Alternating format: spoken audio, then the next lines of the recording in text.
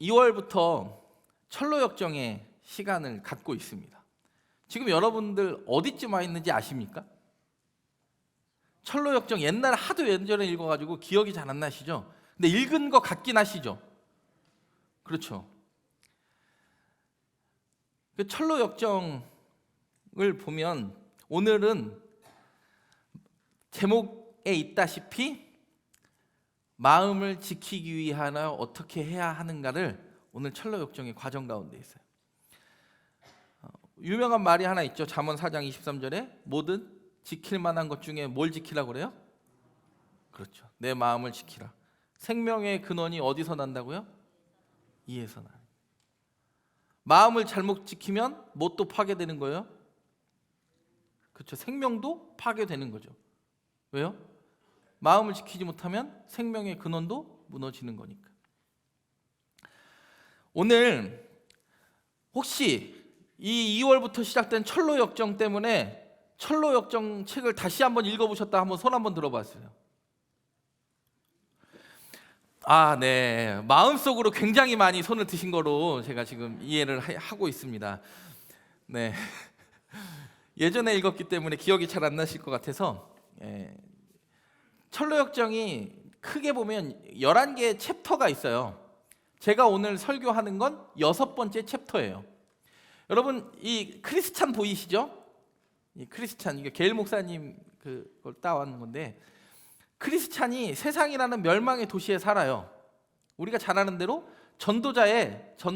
에반겔리스트의 전도사나 전도자나 복음을 듣습니다. 그래서 빛이 오는 좁은 문으로 들어가라는 걸 그 말씀 받고 멸망의 도시에서 자기 가족 두고 누구만 옵니까? 크리스찬이 나와요.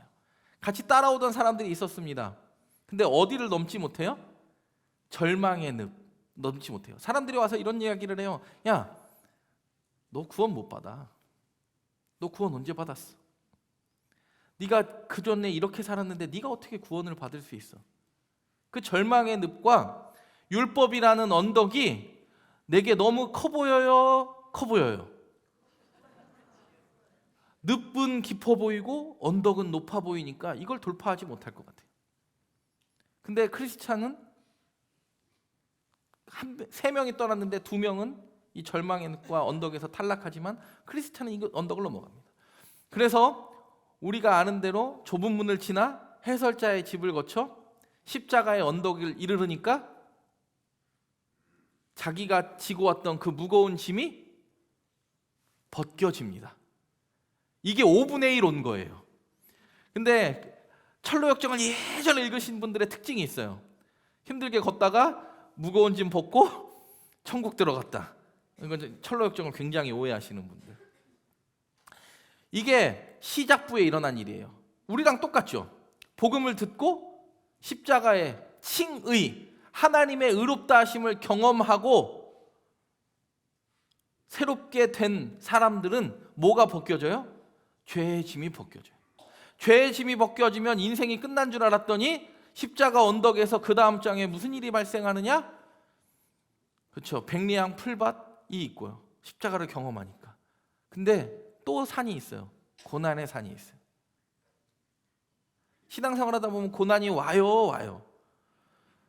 와도 많이 오신 얼굴인데 지금. 근데 아름다운 궁전에서 전신갑주를 입어요. 그렇죠? 특별한 세 사람을 만나죠. 성부, 성자, 성령을 상징하는 것 같은 그 사람들을 통하여 하나님의 전신갑주를 입으니까 겸손의 계곡과 사망의 골짜기를 약간의 상처를 입지만 통과해요. 뭘 이미 입었으니까? 전신갑주를 입었으니까. 그리고 오늘은 허영의 시장이라는 곳에 도달하게 되는 거예요. 제가 챕터 6 허영의 시장을 설교하는 겁니다. 그리고 다음 장을 보면 허영의 시장을 거치셨더니 믿음이나 신실이라는 사람이 그 허영의 시장에서 죽고 또 다른 여행의 동반자를 만나요. 그게 누구냐? 소망이에요. 근데 소망과 함께 그 크리스찬이 그 길을 갔다 보니까 무슨 일이 발생하냐? 그 소망을 무너뜨릴 만한 일이 발생해요. 의심의 성에 절망의 거인이 이야기해요. 이 감옥 한 번도 빠져나간 사람 있다 없다? 없다. 그리고 조이풀 기쁨의 산을 올라오고 또 속이는 자를 만나고 마법에 걸린 땅을 지나 뷸라의 나라 도착했는데 여기가 끝인 줄 알았더니 한 번 사망의 강을 지나야 영화의 삶이 이르러요. 그게 철로역정의 삶이에요. 여러분, 우리는 이미 철로역정의 이 여정으로 보면 여러분 어디쯤 와 계십니까? 뷸라의 나라에 계십니까? 어디쯤 와 계세요? 어디쯤 와 계신 것 같아요. 이미 십자가의 산은 거치신 것 같아요. 예수를 믿어도 사망의 음침한 골짜기를 지나도 여전히 뭔가 지나면 해결될 것 같고 지나면 해결될 것 같지만 오히려 지나면 또 의심과 고난과 뭐 여러 가지들이 계속 우리를 공격해요. 이제 사진은 그만 내려주셔도 될 것 같은데요. 네, 방송실하고 이게 사인이 잘 안 맞아서 그렇습니다. 여러분, 지금 여러분의 위치가 어디쯤인지 한번 점검해 보시고 이 철로역정을 듣는 벌써 지금 의심의 허영의 시장까지 오신 여러분 잘 하셨습니다. 저 천성 가는 그날까지 여러분의 믿음의 경주가 쉬지 않기를 바랍니다. 허영의 시장에 오면 사람들이 이렇게 이야기해요. 마음을 지키기가 어려울까요? 어려울까요? 어려워요. 왜 어렵냐? 너무 화려한 것들이 많고 내 마음을 뺏길 만한 것들이 많아요. 제가 이스라엘을 그래도 몇 번 가봤어요.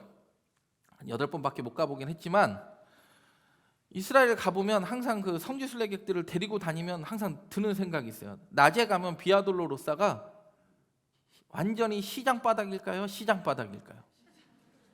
그렇죠?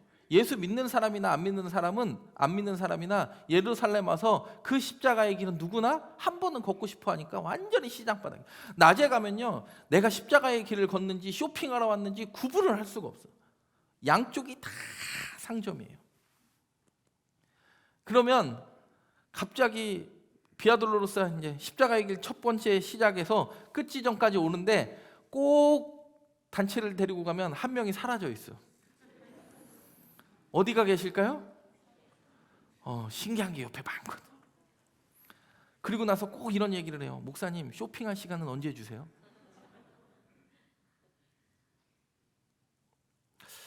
사랑하는 여러분, 안 그래도 우리는 이 땅에 마음 빼앗길 것들이 많은 곳에서 이 한 시간을 제외한 더 많은 시간을 살아갑니다. 마음 지키기가 무척 어렵습니다. 대부분의 사람들이 이 허영의 시장에서 쓰러져 죽어요. 크리스찬도 가장 큰 위기가 어디에서 오냐면 이 허영의 시장에서 와요. 왜요? 여기서 허영의 시장에 유혹되지 않았던 이 크리스찬과 신실이 유혹되지 않으니까 신실을 화형시켜버려요. 그러니까 크리스찬도 마음이 흔들려요. 인생의 고비고비마다 이 성화의 길을 걷는 고비고비마다 우리에게 엄청난 위기가 닥쳐옵니다. 다이어트는 내일부터 하고 싶어요? 오늘부터 하고 싶어요? 내일부터 하고 싶어요. 내일부터 한 몸이 이렇게 되는 거예요. 내일부터 하면 이렇게 되고 내일부터 안 하면 이렇게 되고.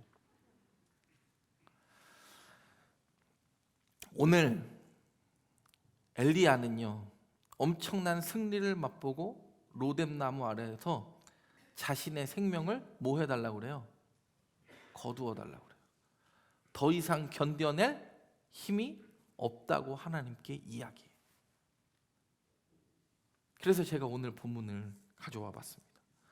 그러면 이 허영의 시장 같은 인생을 살아가면서 제일 큰 위기가 왔을 때 우리는 우리의 마음을 어떻게 지킬 수 있는가? 첫 번째 한번 따라해 보겠습니다. 낙심을 극복해야 합니다. 엘리야가 승리를 맛보자마자 엄청 큰 낙심이 와요. 낙심이 와요. 여러분 언제 낙심하세요? 여러분 언제 낙심하셨어요? 지금 낙심할 일이 없으세요? 제 딸은 낙심이 많이 되나 봐요. 제가 아들이 있고 딸이 있어요. 기적이죠. 저도 기적이라고 생각해요. 아들 둘을 낳고 잘 키우던 어느 날 제 아내가 저에게 그런 얘기를 해요. 하나님이 셋째는 딸을 주실 거다. 그래서 제가 그때 목사의 믿음으로 이렇게 선포했습니다. 내가 믿는 하나님은 그런 하나님 아니다. 아들을 주시고 아들을 주실 확률이 높으신 하나님이지, 아들을 주시고 딸을 주실 확률이 높은 분이 아니기 때문에 그냥 살자. 딸이 있어야겠대요.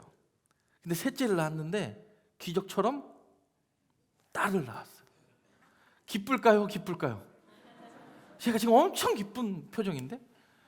근데 딸을 낳았는데요, 이 딸이 자라면서 낙심되는 이야기를 많이 듣습니다. 무슨 이야기를 들었을까요? 딱 봐도 아빠 닮았어. 제가 이게 아들이 아빠를 닮아야 되는데 저희 집 보시면 알겠지만 아들들이 엄마를 닮았어요. 말랐어. 삐쩍 말랐어요, 아들들은. 근데 딸은 누가 봐도 박요한이야. 그래서 제가 너무 저를 닮은 제 딸을 보고 제가 이렇게 이야기합니다. 우리 딸 진짜 너무 아빠 닮았다, 우리 딸. 그러면 갑자기 애가 내려놔! 엄마야. 근데 부정할 수 없는 사실이 있어요. 얘가 크면서 거울을 보면서 느낄 거예요.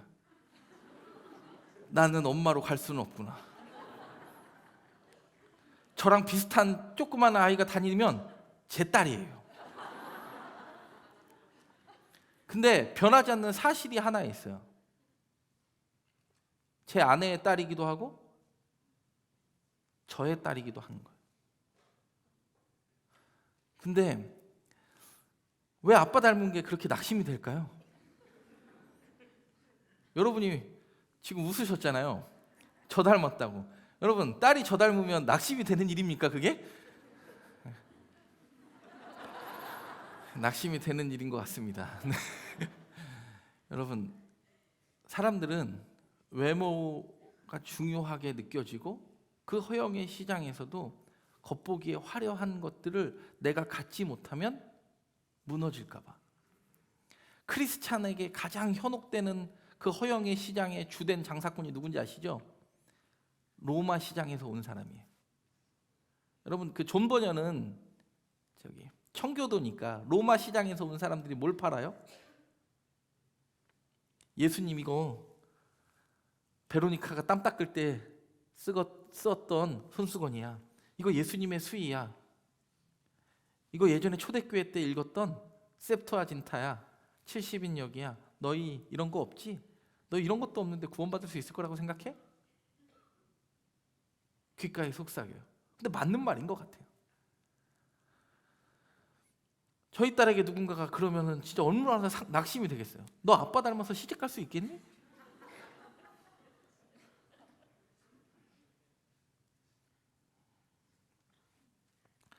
근데 그 낙심이 극복되는 하나의 이유가 생겨요. 뭐죠? 외면의 아름다움보다 내면의 아름다움이 진짜라고 느껴질 때 이 낙심은 극복될 수 있어요. 엘리야는요, 지금 이 19장의 본문을 보면 엄청난 승리를 맛보았습니다. 그죠? 하나님이 하늘에서 불도 내려주고요, 450명 바알의 선지자를 그리시네가 가가지고 기손시내 가가지고 다 목베어 죽였어요. 엄청난 승리를 맛보고 아합이 앞서 달려갈 때 아합 앞서 달려서 이스라엘로 갔어요. 근데 뭐에 낙심이 갑자기 돼요?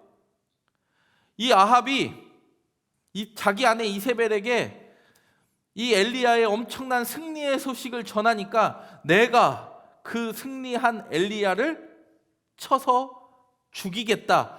그 말 한마디가 엘리야에게 엄청 낙심이 돼요. 심장이 쿵 내려앉아요. 마치 우리 딸에게 아빠 닮았어. 아이고, 내 인생 다 살았다. 회복이 되어야 한대요. 회복이 되지 않아요. 사람들이 이야기해요.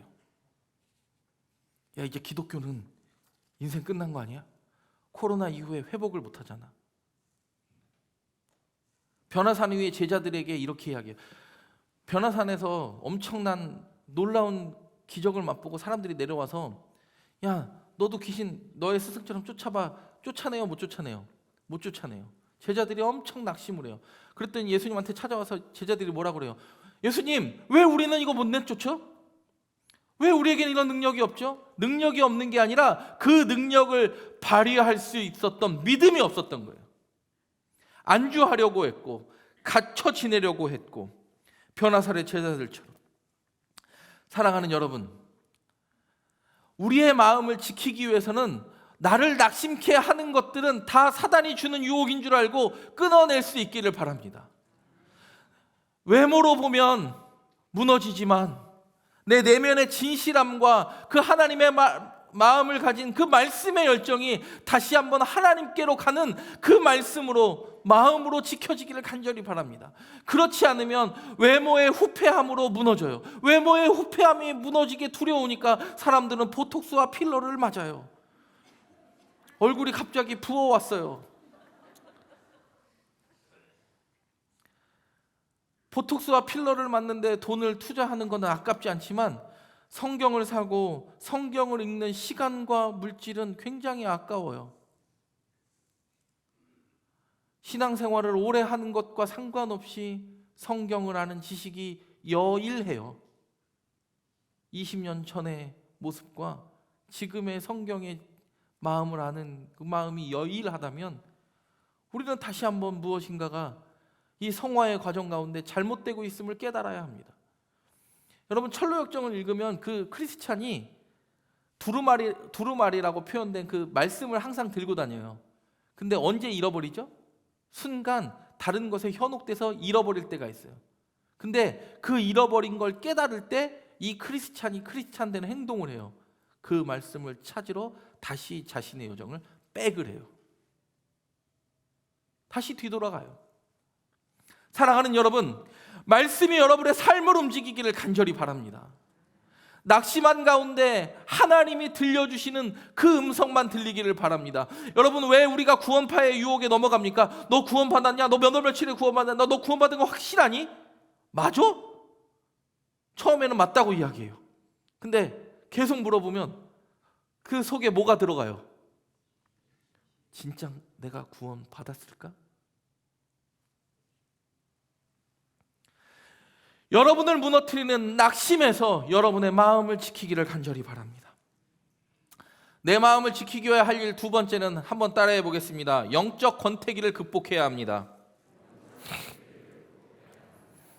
여러분, 살다 보면 권태기가 와요. 날마다 행복하시던가요? 결혼 생활이?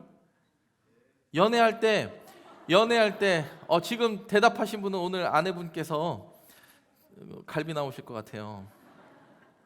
여러분, 인생 사람과의 관계도 권태기가 오고 하나님과 우리 사이에 권태기가 와요.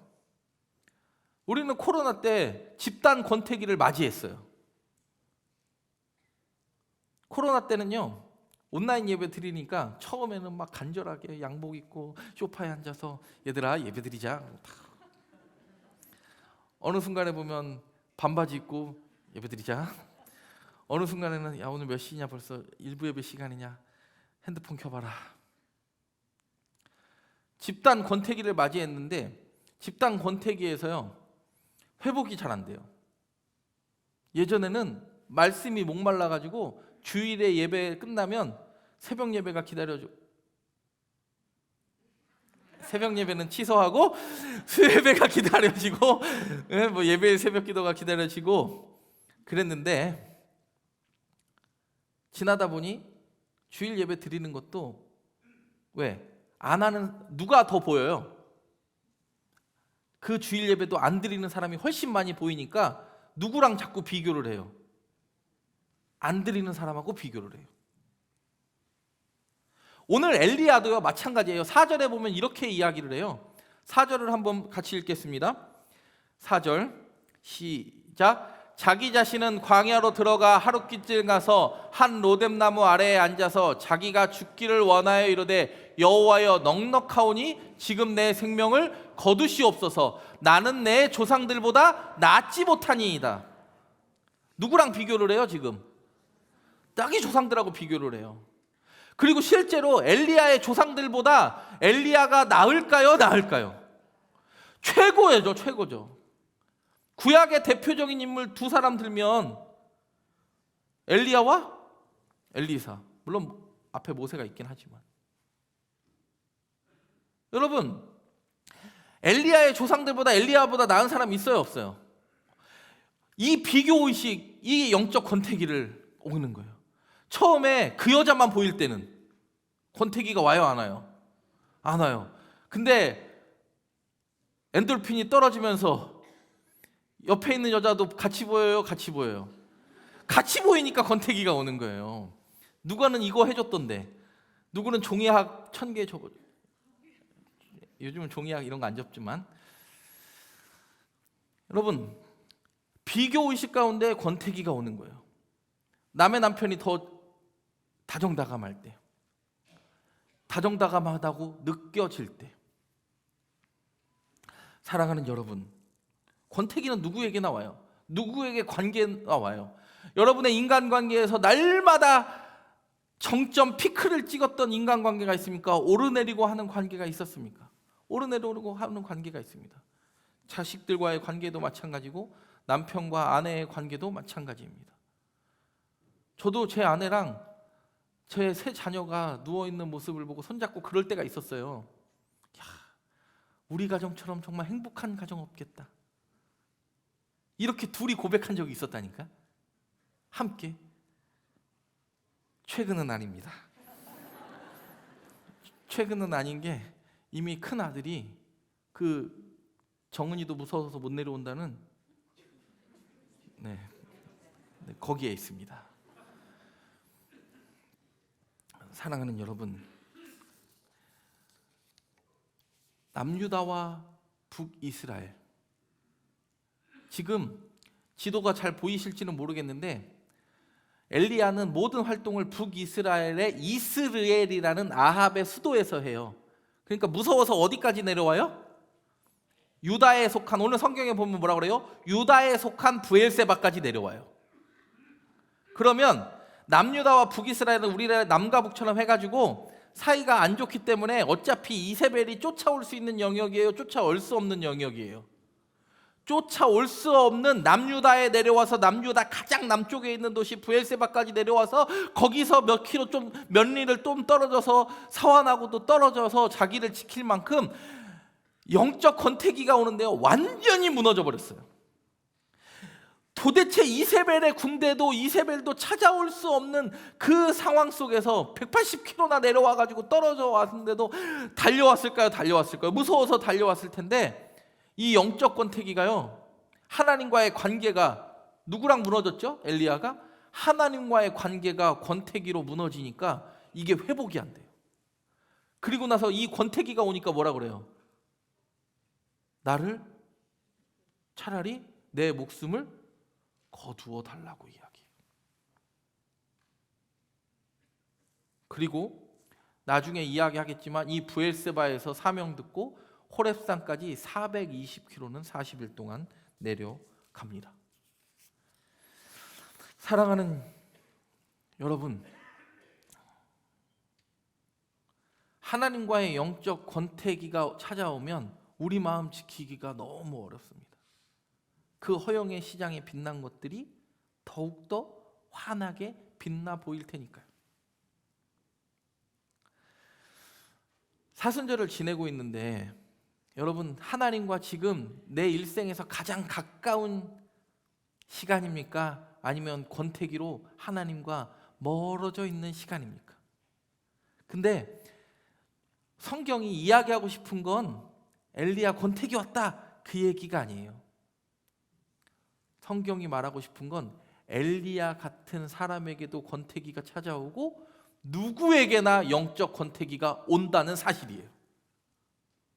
그러면 그 권태기는 짧게 극복하는 게 좋을까요? 길게 가는 게 좋을까요? 짧게. 사랑하는 성도 여러분, 여러분이 영적 권태기 올 때 여러분을 자극시키는 거 누구입니까? 여러분을 다시 일어나게 하는 건 누구입니까? 제가 엊그저께 어떤 권사님을 만났어요. 지금 같이 예배를 드리시고 있기 때문에 실명은 거론하지 않겠습니다. 원래 실명을 거론할 마음은 없었습니다. 근데 그 권사님이 그래요. 목사님, 통독하는 것도 많이 밀렸어요. 언제 다 알지? 그런 얘기를 하시더라고요. 그래서 우리가 연초에 창세기만 읽다가 창세기 읽고 출애굽기 20장까지는 그냥 달려가다가 출애굽기 21장부터 우리는 큰 산을 만나고 또 내년에. 그래서 성경책을 보면 기가 막힌 놀라운 사실, 뒤에는 뭐가 있는지는 모르겠지만 창세기부터 출애굽기까지는 이렇게 약간 부풀어 올라 있고 나머지는 새 책 같은 놀라운 기적과 같은 사실이 혹시 저와 여러분의 사실은 아닙니까? 하나님이 그 자신의 생명을 거두어 가달라고, 하나님 계시면 내 생명 차라리 거두어 주시고 나 조상보다 못하고 비교의식에 우울감에 패배감에 쪄들어 있는 이 엘리야에게 하나님은 다시 한번 그 로뎀나무 아래서, 그늘도 없는 그 로뎀나무 하면서 쉼을 허락하시면서 그 사명을 불러일으키시고 하나님과의 관계를 다시 붙여버리셔요. 여러분, 그런 역사 일어나기를 바랍니다. 마음 지키기 어려울 때, 내가 영적 권태기라고 스스로 자각할 때, 여러분 진짜 권태기는요, 내가 권태기인 줄 몰라. 진짜 권태기 온 사람 특징 뭔지 아시죠? 나는 예전처럼 너를 사랑하고 있는데, 똑같이 얘기해요. 여자가 마음 편했어. 그랬더니 뭐라 그래? 남자가 뭐라 그래요? 나는 여전히 너를 사랑하고 있는데 예전 같지 않잖아. 알아요, 몰라요? 진짜 권태기의 가장 큰 특징은 내 마음이 식었는지 뜨거운지도 인지하지 못하는 게 진짜 권태기. 혹시 여러분 가운데 권태기로 느껴진다면, 혹시 그 마음조차도 느껴지지 않는다면 다시 한번 일으키고 내 마음을 지켜 생명의 근원을 회복시킬 하나님께로 전진할 수 있는 믿음의 백성 되기를 간절히 바랍니다. 내 마음을 지키기 위해서 할 것 첫 번째는 뭐라고 그랬습니까? 낙심을 극복해야 되고, 두 번째는 뭐라고요? 영적 권태기를 극복해야 되고, 세 번째 한번 따라해 보겠습니다. 무기력을 극복해야 합니다. 엘리야가요, 권태기 오고 그러니까 무기력이 극복이 안 돼요. 누워서 뭐라 그래요? 본즉 누워서 떡 먹기도 하기가 싫어요. 성경에 나와 있잖아요. 본즉 머리맡에 숯불과 구운 떡과 물 한 병에, 이에 머리맡에 갖다 줘가지고 갖다 주니까 보여요. 그리고 40주 40야를 달려갑니다. 여러분, 때로는 무기력함에 우리가 사로잡힐 때가 있어요. 사람들이 속삭여요. 교회가 숫자로 되는 건 아니지만 매일 이야기해요. 어떤 무기력으로 자꾸 우리 사탄이 이야기하냐면, 야, 주차 문제는 해결해야 사람들이 오지. 여러분, 만약에 연동교회가 주차 문제가 해결이 안 된다고 해서 여러분 교회 안 나올 사람 손 들어보세요. 그건 중요한 거 아니에요. 하나의 편의의 도구일 뿐이지. 여러분, 이 공간이 냉난방이 안 된다고 해서 교회 안 나오실 분 손 한번 들어보세요. 아무도 안 계시잖아요. 공간이라는 곳과 냉난방과 주차와 이런 것들의 편의가 우리에게 있으면 좋은 것이지만, 그것 때문에 하나님께 달려가는 데에 제약이 되지는 않습니다. 주차장 없는 교회들이 얼마나 많이 있습니까? 주차장 없이 부흥하는 교회도 훨씬 많이 있습니다. 그러나 사람들이 이야기해요. 야, 안 돼. 코로나 왔잖아. 안 돼. 뭐 왔잖아. 안 돼. 우리 안 돼. 지금 나이가 몇 살인데 이야기해요.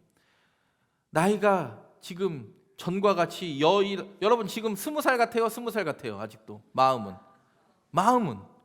그러면 마음은 20살 같으니까 하나님이 주신 열정으로 공부해야죠.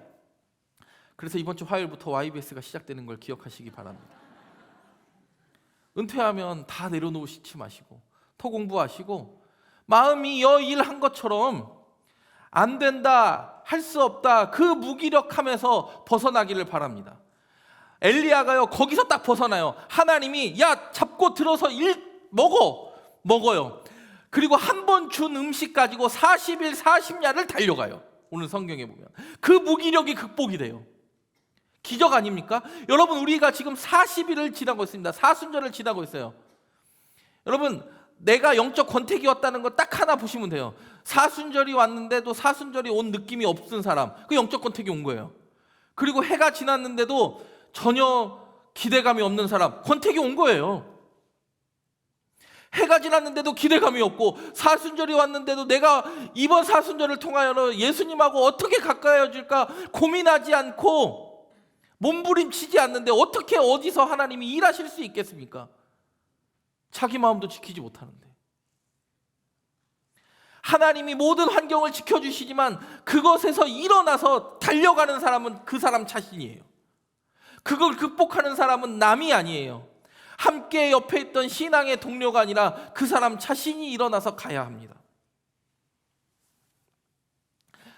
처음 주신 결심대로 이미 사순절이 2주 지났는데 어떻게 할까요? 걱정하지 마세요. 이제 열흘밖에 안 지났으니까.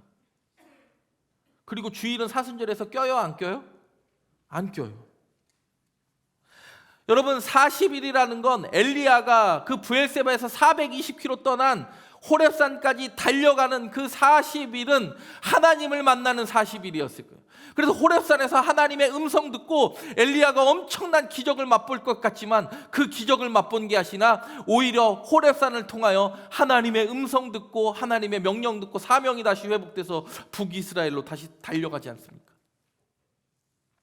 사랑하는 여러분, 우리는 허영의 시장에서 허우적될 만한 사람이 아닙니다.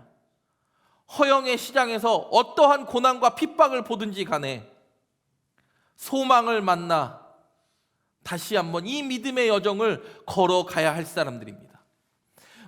여러분의 마음을 지키지 못하는 것들이 수많은 것들이 있습니다. 낙심케 하는 것, 영적 권태기, 그리고 무기력 속에서도 하나님을 발견하기를 바랍니다.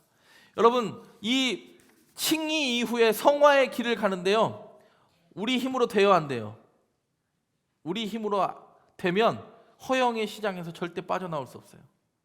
우리 힘으로 되지 않고 주님이 또 붙잡고 가시는 거예요. 그걸 우리의 구원의 용어에서는 이렇게 이야기합니다. 성도의 견인이라고 표현합니다. 누가 견인하시는 거예요? 성도를. 성령님께서. 우리 이 시간 찬양하기를 원하는데요, 우리가 함께 이렇게 고백했으면 좋겠습니다. 주님이여, 이 손을 꼭 잡고 가주세요.